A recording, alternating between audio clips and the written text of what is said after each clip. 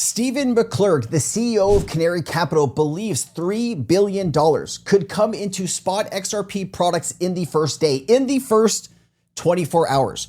Using Jake Claver's theory about the market cap multiplier for XRP, where could that put XRP's price on day one if this all plays out? I'm going to give you all of this context and so much more. We're also going to take a look at this was played out already for Bitcoin and Ethereum, right? How did it play out for them? What was the market cap multiplier before the spot Bitcoin ETFs? And what was it after? I got that information to show you because I think it's interesting to talk about here and connect all of this stuff together.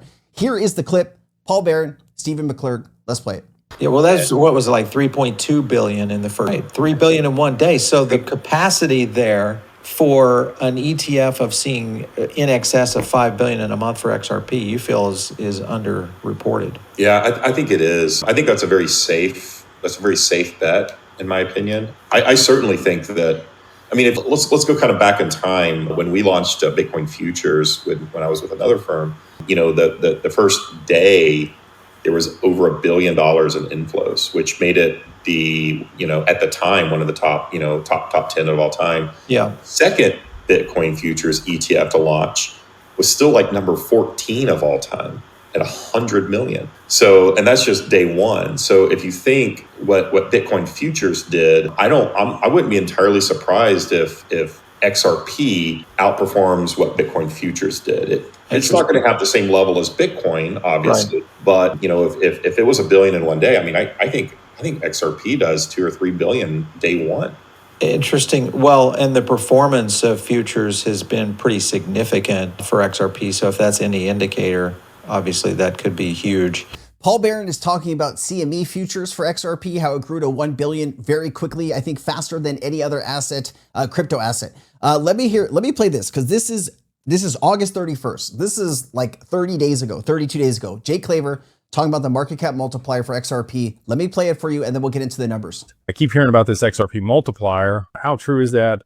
And do you have an example? So here's the piece on that. People look at total supply of XRP, when in reality, the supply demand dynamics is going to be on the available supply of XRP. So that's the multiplier that you're getting. There might be 2 billion XRP left on exchanges, probably less than that. If you included retail. Less than 2 billion on exchanges. We got to remember these numbers. What they're going to exit or sell. If we saw a $10, $20, $50, $100 XRP, you'd see some retail liquidate positions for sure. Maybe you get another billion float on to the exchanges if we see those types of numbers, in addition to what's available on the exchanges. Retail doesn't hold more than, maybe 1.2 to 2 billion total XRP, in my personal opinion. Digital Wealth Partners currently has about, 200 million of that under management. So effectively, by my calculations, about an eighth of retail's XRP currently sits with Digital Wealth Partners. So beyond that's the reason there's a multiplier effect. So if you only had, let's say it's 2 billion out of 100 billion, you'd be that 50x that like Zach Rector talks about. It's total supply versus available supply. And that's why you get that shift in how much liquidity moving in is going to cause, the market cap to rise in a multiplier effect versus if it was distributed across the total supply available, or the total supply versus just the supply available. Okay.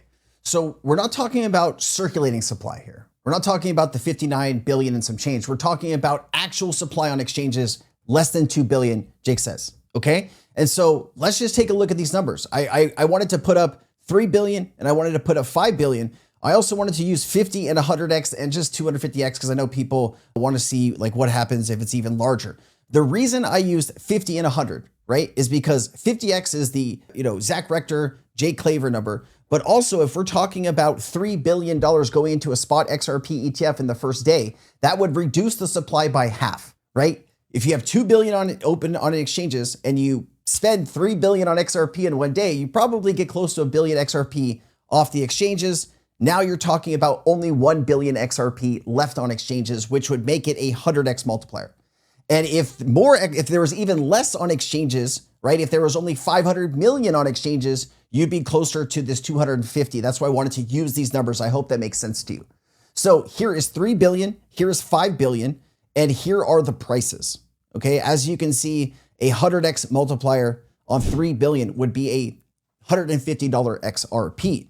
Now, I do want to show you something here, right? Because we have seen this play out before. And there's a whole bunch of things that come to my mind when I hear all of this stuff. And I'm just going to give you the facts here, and then I'm going to tell you how I personally feel. The spot Bitcoin ETF launched in January 2024 at the same time. The liquid supply of both Bitcoin on exchanges did not dramatically decrease due to the ETF launch. Rather, balances actually increased right before, as institutional players deposited Bitcoin to custody partners in anticipation because of the sizable GBTC outflow offset, where most ETF inflows in the early weeks. As for market cap multipliers, estimates before the ETF vary. So before the ETF, the spot Bitcoin ETF, there were a lot of analysts that said 50 to 100x for new inflows into Bitcoin. Though after the ETF, the closer analysis show it was closer to around 4.4x, right? Because everyone thought a lot of supply was going to be bought off, but institutions put a lot of supply to sell. Now, Jake's theory says there's only 2 billion XRP, or roughly, that retail actually has, right? Maybe less than that. And Digital Wealth Partners has 200 million of that. Okay, that means the 57 billion other circulating supply institutions have. Now, why would institutions play this differently for XRP than they played it differently for Bitcoin and Ethereum? Wouldn't they flood the market with XRP to sell it into this if this is going to play out like Jake thinks it will? This is kind of what's rushing through my head here. Like, I get that we want to be excited about these numbers, but realistically, some part of my brain saying, hold on a second, there's red flags, there's flashing red lights going off in the back of my head, and I just want to make you aware of these red lights. This all sounds fantastic, but is it actually going to play out like Zach and Jake think it will? Now, I do think there's going to be a market cap multiplier, but I do believe once there's a lot of liquidity in the token, right, that's going to even some of this out. Are we going to get a 200 or 500x multiplier? How long will that be there, right? If it plays out like Bitcoin played out, not very long at all. Not very long at all. Anyways, I just wanted to put that in front of you, see if that let's keep going. This is Brad Garlinghouse being interviewed. I thought this was interesting. Digital Perspective posted this today. I think this is an older clip, obviously, but this is talking about a Fed coin. Like if the United States wanted to roll out a digital dollar, how could they do that now, right? Because they have pushed forward with an anti-CBDC act, which doesn't allow the Federal Reserve for launching a CBDC. So if the US government wanted to go down this road, what would be their options? Well, it would have to be a private company that they all trusted, that other nations and institutions trusted as well, because you are talking about the dollar, which is used pretty much all over the world still for a lot of trade. What about you, for Ripple, building a platform that could perhaps substitute XRP for a Fed coin one day, or we think some about other... The XRP ledger as an open source technology, we think about how do we make it really useful for the customers we work with. We also think about how do we make it extensible and how do we participate in that open source community in a way that makes it extensible to other types of customers. But could central banks? Sure, they could use aspects of that. Be more efficient, what they create one day. Yeah, and that ultimately is the underpinning I think we all focus on. How can we make this more efficient for our customers? And right now, the customers we focus on are commercial banks, payment providers. We certainly are thinking about other types of customers we could serve. I have made the point, I don't know if I've ever said it on air, but I've made the point that in the earliest days of Amazon, it's called Amazon Books. It was a bookseller. It competed with Barnes & Noble, competed with Borders, and when I think about Ripple today is viewed as a cross-border payments company.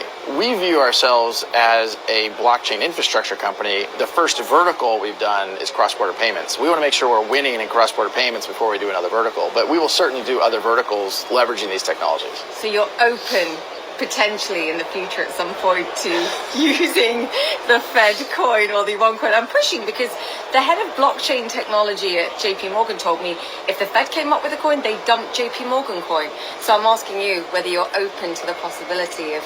Sure. I think I'm very open. Even if the Fed in the United States is using a coin, you still have a cross-border settlement dynamic where if you have central banks around the world using their digital asset, I don't think it changes the need for a cross-border neutral Something settlement. in the middle, like an XRP. And XRP has been extremely efficient. I mean, look, we obviously have a vested interest in that, and we're not bashful about that, but XRP is extremely efficient from a technical point of view in terms of speed, in terms of scalability, in terms of cost, where I'm a Bitcoin holder, but it's not going to solve a payments problem when the transaction time and transaction cost is, almost 1,000x what it is for XRP.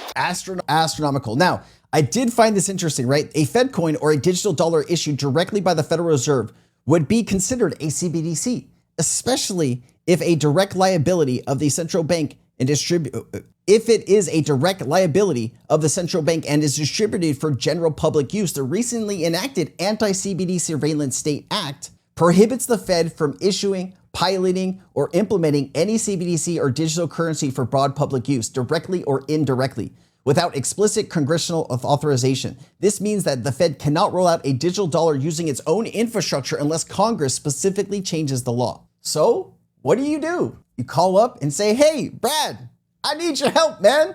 Can we roll out a digital dollar through Ripple, since Ripple's gonna be a national bank? I don't know, just got me thinking. Let me know what you guys think down in the comments. There is a whole new ecosystem of using your XRP to get some type of yield with Flare. Let me go ahead and play this. This is Hugo Filian, the CEO of Flare Network. Let's play it. And so suddenly when you get very, very large asset in like FXRP, you'll be able to use it across those DeFi offerings, one of which is Firelight, and probably, which I think will be one of the biggest use cases of XRP, not just on Flare, but anywhere. But other things you'll be able to do with it is you'll be able to lend it. You'll be able to borrow XRP. You'll eventually be able to essentially turn XRP into a stablecoin through a CDP protocol, and you'll be able to trade it. But most importantly, once your XRP is in Firelight, you will get a staked representation of that XRP, which you can then do all the same things that you can do in DeFi with XRP, but with staked XRP, SXRP. And that is very exciting. It's something you can earn yield whilst borrowing dollars off of your. Remember, if you are interested in earning yield against your XRP, please understand all of the ramifications that come with that. If something happens to that company or your XRP, you might never see it again. Talk with that financial advisor and make sure that you are being smart out here. I did want to play one other thing here. We are starting to see more and more FUD in the market around XRP. Even Blockworks here calling XRP a meme coin with other top tier altcoins. Very interesting. Listen up. And the thing that I would be confident of, you're going to have the old school, meme coins, Litecoin, Cardano, etc., like Ripple. Who knows what's going to happen with those.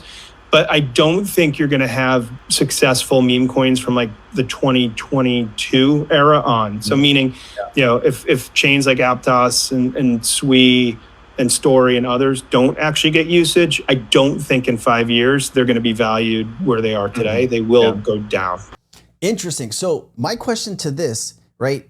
What isn't a meme coin? Is that just Bitcoin and Ethereum? Interesting how Ethereum is now considered Bitcoin. I don't know. It's very strange, these people's logic, and they love to go after everything that is not what they are used to or what's not in their bags, right? I guess they're speaking their book. Anyways, where do you think XRP lands here over the next 5 years? Where would you consider selling XRP? I'm just interested. If you want to share that information, great. If you don't, have a fantastic day. Thank you for being here. Have a great week ahead. Thank you for watching. I'll see you next time. I'm Crypto Sensei. Aloha.